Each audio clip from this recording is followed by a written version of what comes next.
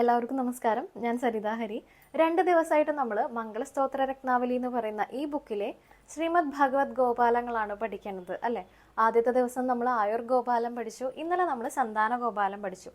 ഇന്ന് രാജഗോപാലം പറഞ്ഞു തരാട്ടോ. കൃഷ്ണ കൃഷ്ണ മഹായോഗിൻ ഭക്താനാമ ഭയങ്കര ഗോവിന്ദ പരമാനന്ദ സർവമേവ ശമാനയ എന്നാണ് ഈ ശ്ലോകം വരുന്നത്. ഈ രാജഗോപാലം എന്തിനാണ് ജപിക്കുന്നത് എന്നറിയോ? ധനസമൃദ്ധിക്കും വശ്യത്തിനും വേണ്ടിയിട്ടാണ്. ധനസമൃദ്ധി എന്നുള്ളത് കൊണ്ട് ഉദ്ദേശിക്കുന്നത് നമ്മൾ സാധാരണക്കാർക്കൊക്കെ ഒരു അഭിവൃദ്ധി ഉണ്ടാവണം എന്നുള്ള ആഗ്രഹം എപ്പോഴെങ്കിലുമൊക്കെ മനസ്സിൽ തോന്നിയിട്ടുണ്ടാവും അല്ലേ. അപ്പോൾ അങ്ങനെയുള്ളവരൊക്കെ തീർച്ചയായിട്ടും ഈ ഒരു മന്ത്രം നിത്യേന ജപിക്കുന്നത് വളരെ നല്ലതായിരിക്കും.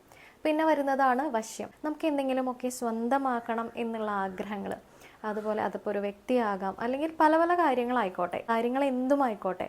അപ്പോൾ അതിനൊക്കെ വേണ്ടിയിട്ടും ഈ മന്ത്രം ജപിക്കുന്നത് വളരെ നല്ലതാണ് കേട്ടോ.